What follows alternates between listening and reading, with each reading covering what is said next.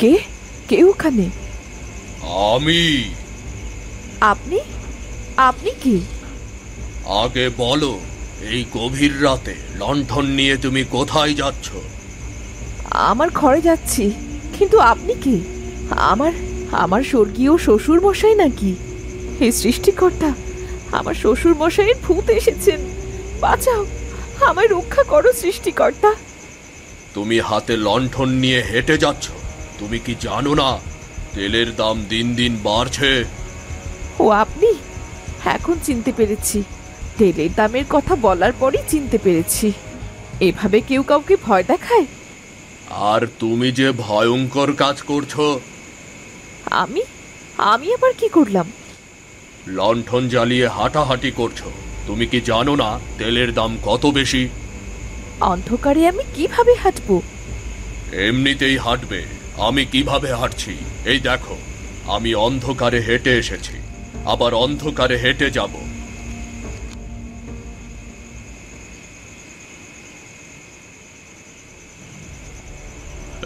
ও মাগো, এই গেলাম গো।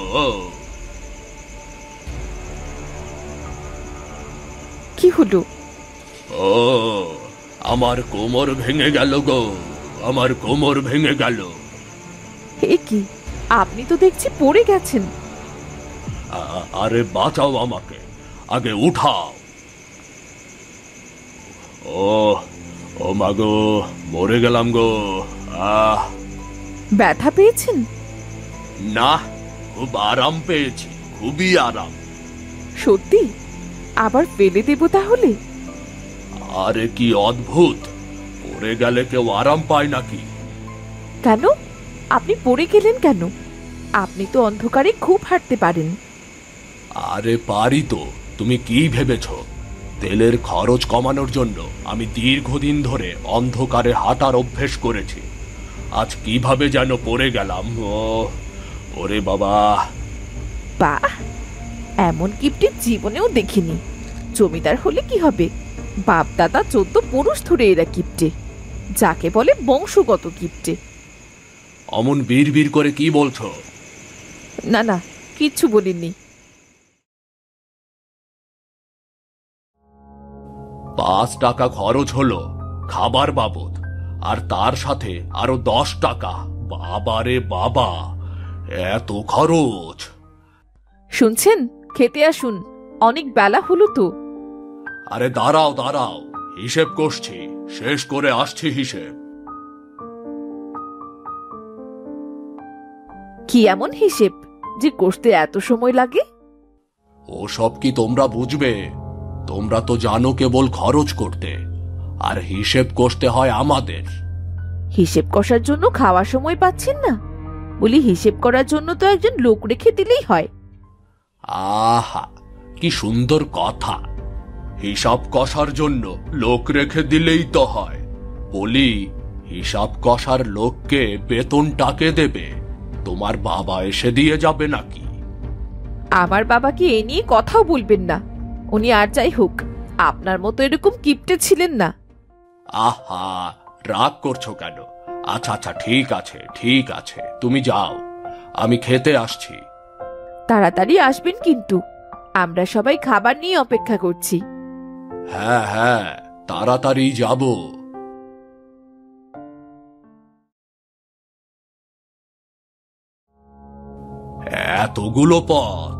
এতগুলো পথ কে করতে বলেছে?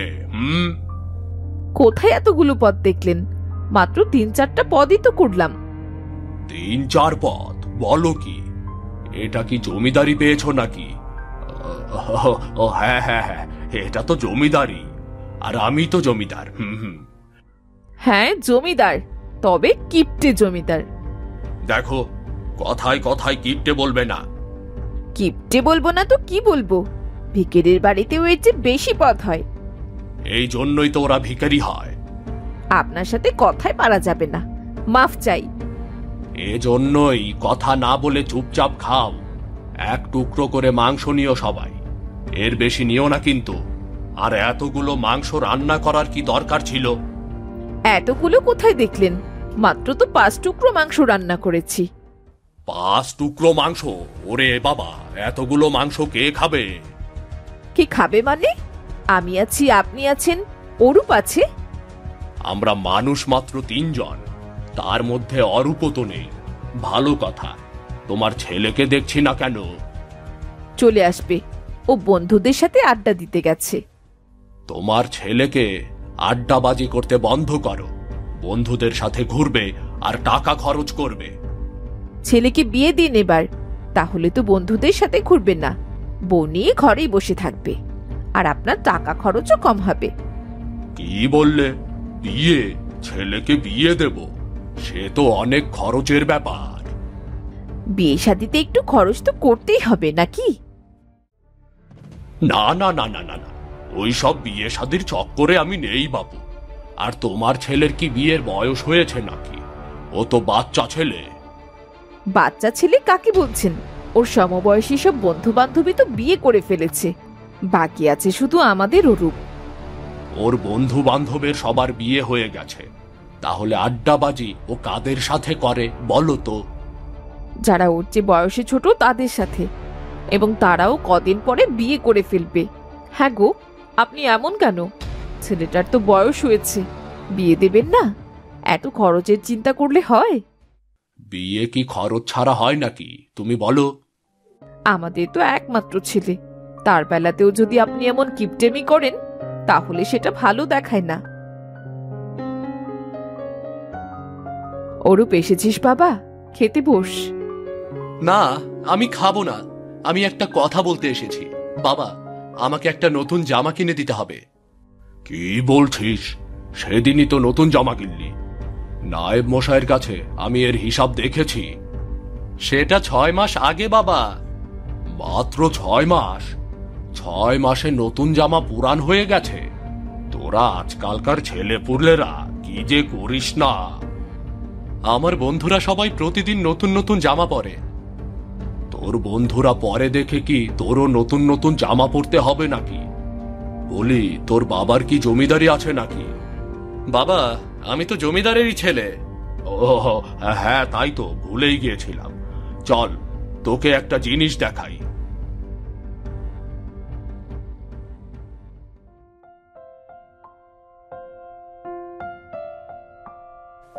এই যে দেখছিস, এই ছবিটা হচ্ছে আমার দাদার বাবা অতীশ চৌধুরীর।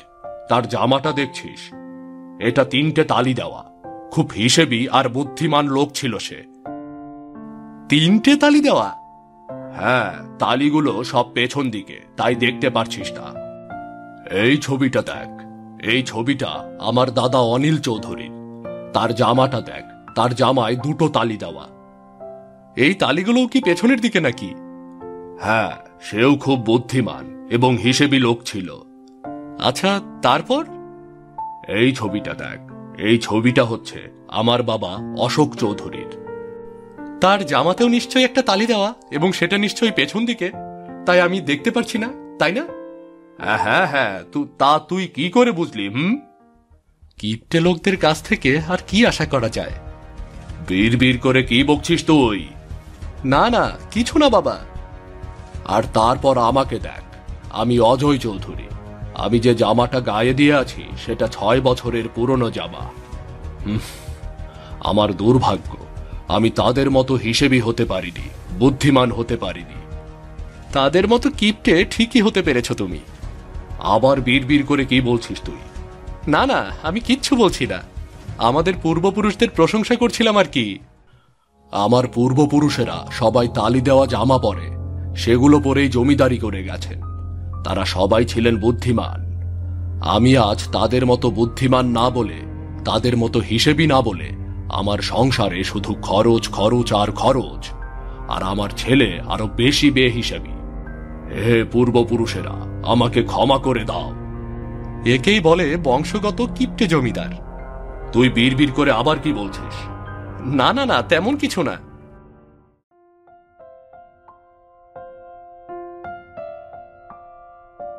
কি গো, আপনাকে যে বলেছিলাম তা নিয়ে কিছু ভেবে দেখেছেন? কিসের কথা বলছো?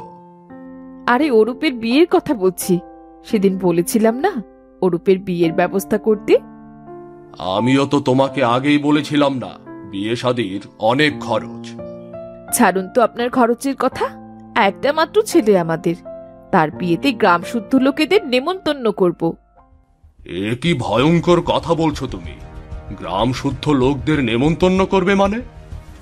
মানে আর কি, আমাদের বিয়েতে আপনার বাবা কিপটেমি করে কাউকে নেমন্তন্ন করেননি। চোরের মতো বউ সেজে এ বাড়িতে এসেছি। আমাদের ছেলের বিয়েও এভাবে হোক, এটা আমি চাই না। হ্যাঁ, তুমি তো তা চাইবেই না। তুমি চাইবে গ্রাম শুদ্ধ লোককে নেমন্ত্রণ করে আমার যে অল্প কয়টা টাকা জমেছে সেগুলোও খরচ করতে, তাই না? দেখুন, আপনার তো টাকার অভাব নেই। আমাদের ছেলের বিয়েতে কিছু টাকা না হয় খরচাই হলো, তাতে অসুবিধে কি? তোমার তো কোনো অসুবিধা নেই, অসুবিধা তো সব আমার। অল্প কটা টাকা জমিয়েছি, সেটাও তো সহ্য হলো না তোমার। দেখুন, আপনার কিপটেমি অনেক সহ্য করেছি। আমাদের ছেলের বিয়েতে যদি কোনো কিপটেমি করেন, তাহলে কিন্তু আমি আমার বাবার বাড়ি চলে যাব। বাবার বাড়ি যাবে? সেখানে যেতেও তো অনেক খরচ। হায় রে কপাল, এই কিপটে জমিদারকে নিয়ে আমি কোথায় যাই? আমার মরণ ছাড়া কোনো উপায় নেই গো। তাতেও তো অনেক খরচ হবে গো। কি বললেন আপনি? আচ্ছা ঠিক আছে, ঠিক আছে, বাবার বাড়ি যেতে হবে না। যাও, তুমি ছেলের বিয়ের ব্যবস্থা করো। আপনি সত্যি বলছেন? হ্যাঁ, সত্যি বলছি। ঠিক আছে, আমি তাহলে সব ব্যবস্থা করছি। হ্যাঁ শোনো, একটু কম খরচ করো, কেমন? কেমন খরচ করি সেটা আপনি নিজেই দেখবেন।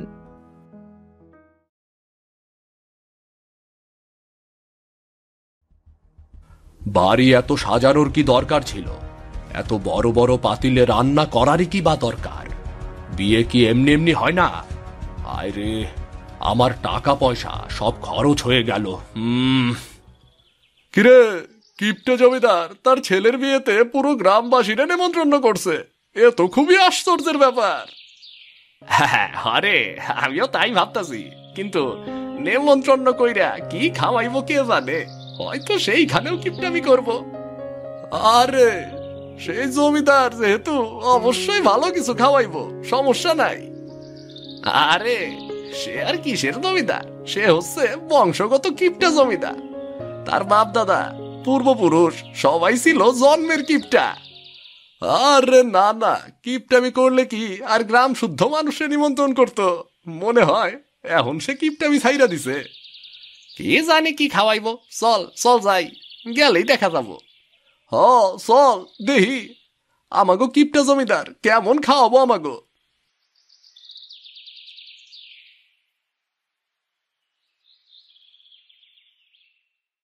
কি রে, কি রান্না হচ্ছে? আগে জমিদার বাবু, মাংস রান্না হচ্ছে। বাহ, কতগুলো মাংস রান্না করছিস, অনেক খরচের ব্যাপার রে। শোন, আমি তোকে একটা কাজ দেব, খবরদার কেউ যেন জানতে না পারে। কি কাজ জমিদার বাবু?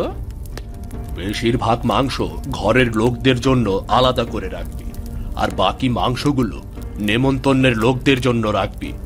নেমন্তন্নের জন্য যে মাংসগুলো রাখবি সে মাংসগুলোতে দিবি অনেক অনেক ঝাল, কেমন বুঝলি তো? ঝাল? এত ঝাল কেন দিতে হবে জমিদার বাবু? আরে বুঝলি না, বেশি ঝাল হলে লোকে অল্প খাবে, বেশি খাবার খেতে পারবে না। অনেক খাবেও না, আবার অনেকে চলেও যাবে, তাতে খরচ অনেক বেঁচে যাবে, বুঝলি? এত ঝাল খেলে লোকে গালমন্দ করবে যে। আরে গালমন্দ করুক আর যাই করুক, আমার টাকা তো বেঁচে যাবে। গ্রাম শুদ্ধ লোককে নেমন্তন্ন করে খাওয়ানো তা কি কম খরচের ব্যাপার নাকি? কিন্তু জমিদার বাবু, খাবারে এত লঙ্কা মেশালে তাতেও তো অনেক খরচ হবে। আরে বোকা, লঙ্কার দাম কি মাংসের চেয়ে বেশি নাকি? মাংসের দাম বেশি জমিদার বাবু। হ্যাঁ, এইবার হিসাবটা বুঝেছিস। অল্প মাংসে বেশি ঝাল, অল্প খরচ বেশি লাভ। যা, এই কাজের জন্য তোকে 2 টাকা বেশি দেব, কেমন?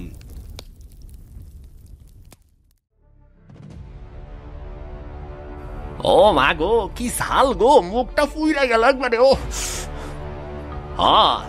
রে ঝাল, এত ঝাল দিয়ে কেউ খাবার রান্না করে নাকি? এত ঝাল খাইলে তো মইরেই যাবো। না না না না, এই খাবার আর খাওন যাব না। ও ঝালে তো মইরা গেলাম।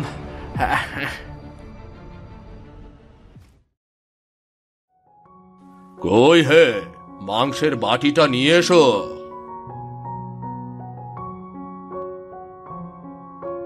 আজ আমি সবাইকে মাংস বেড়ে দেব। নতুন বউ দেখবে তার শ্বশুর অতিথি আপ্যায়নে সেরা, বুঝলে? কিপটেমিতে সেরা সেটাও দেখবে। কি বললে তুমি? না, কিছু বলিনি। কই দিন, সবাইকে খাবার বেড়ে দিন। সবার প্রথমে দেব আমার নতুন বৌমাকে। এই নাও বৌমা, তুমি নতুন বউ, তোমাকে কম দেব না। তোমাকে 2 টুকরো মাংস দিলাম। খাও বৌমা, বেশি করে খাও। নাও, তোমরাও নাও। মাগো, কি ঝাল রে বাবা, মরে গেলাম। ওহ মাগো, কি ঝাল! আমি তো শেষ হয়ে গেলাম। ওহ, কি ঝাল! এত ঝাল নাকি? ঝাল? খাবার ঝাল কেন হবে? এ খাবার তো ঝাল হওয়ার কথা ছিল না। আপনি আপনি মনে হয় কোনো ঝামেলা করেছেন। নিশ্চয়ই এসবের পেছনে আপনার হাত আছে, তাই তো?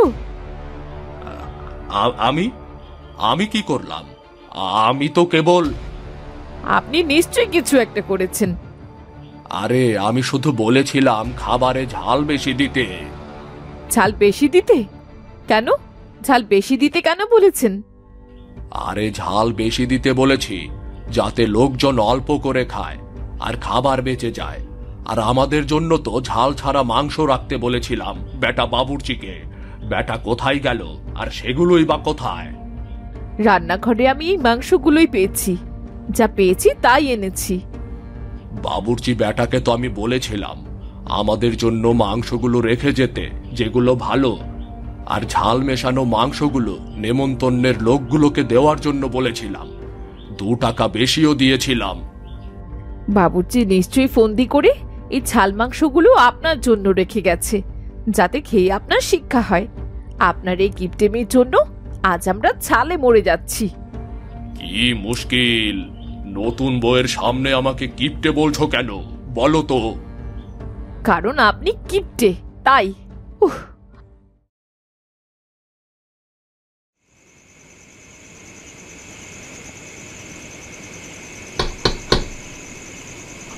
নমিতা, ও নমিতা, কে এভাবে দরজা ধাক্কাচ্ছে গো? দেখো তো, দেখো তো, কে এভাবে দরজা ধাক্কাচ্ছে?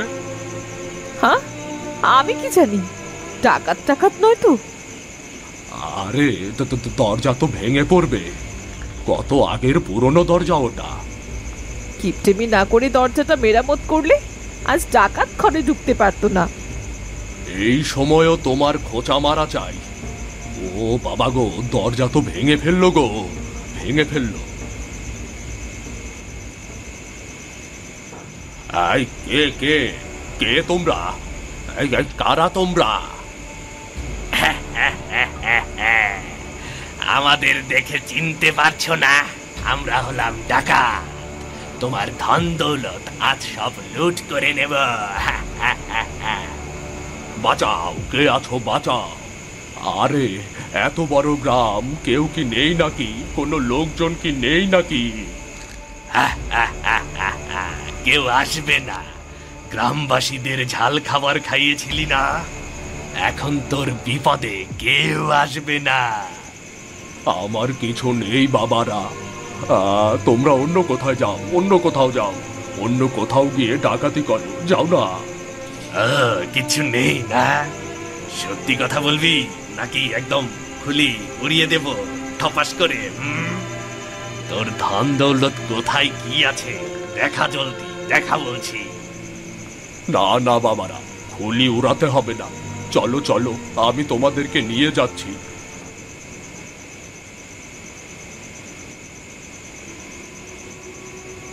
এই যে, এই ঘরেই আমার সবকিছু আছে। ঢোকো ভেতরে, ঢোকো।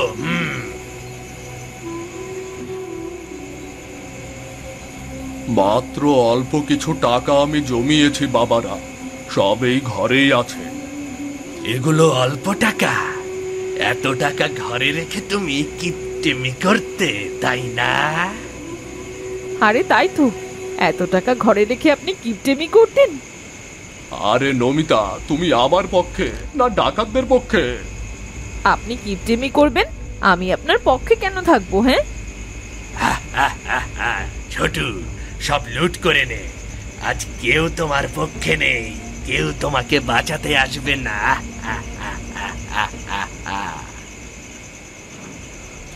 অরূপ, তুই? আরে আপনাকে কতবার বললাম শক্ত করে মুখটা বাঁধুন। আরে বেঁধেছিলাম তো, সস্তা কাপড় তাই ছিঁড়ে গেছে।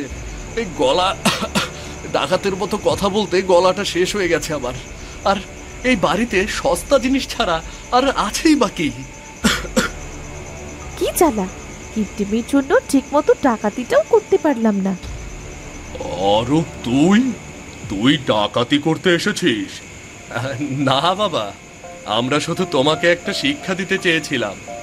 আমরা শুধু এটাই বোঝাতে চেয়েছিলাম, কৃপণের জমানো সম্পদ সব সময় বৃথা যায়, বুঝলে? সেই দিন ওই ভয়াবহ ঝাল খেয়ে আমরা সবাই অসুস্থ হয়ে পড়েছিলাম। তখন অরূপ আপনার কিপটেমি কমানোর জন্য এই বুদ্ধি বের করে, আমিও তার সঙ্গী হই। আমরা শুধু বোঝাতে চেয়েছিলাম কিপটিমির ক্ষতি কতখানি। আজ যদি আমাদের জায়গায় সত্যিকারের ডাকাত থাকতো, তাহলে কিন্তু সব লুটপাট করে নিয়ে যেত। বাবা তখন কি করতেন? শুধু শুধু সম্পদ জমা করে কি লাভ, যদি কাজেই না আসে? আজ দেখুন, আপনার কিপটেমির জন্য গ্রামবাসীরাও আপনার বিপদে কেউ এগিয়ে এলো না। এখন বুঝলেন তো, কিপটেমি করে শুধু শুধু সবাইকে এতদিন কষ্ট দিয়েছেন। কিপটেমি না করলে আজ ছেলের এমন বুদ্ধি বের করার প্রয়োজন পড়তো না। বেশি খরচ করা যেমন ভালো না, তেমনি কিপটেমি করাও ভালো না। আচ্ছা আচ্ছা, আমি কথা দিচ্ছি আর কখনো কিপটিমি করব না। তাই? তা কি করে বুঝবো? আমি গ্রামবাসী সবার কাছে ক্ষমা চাই, আর সবার জন্য আরেকটা বড় ভোজের আয়োজন করব, এবং সব ভালো ভালো খাবারের আয়োজন করব। সত্যি? হ্যাঁ সত্যি, তোমরা দেখো, এখন থেকে সত্যি আর কেউ আমাকে বংশগত কিপ্টে জমিদার কিছুতেই বলবে না, বলবার সুযোগও দেব না আমি।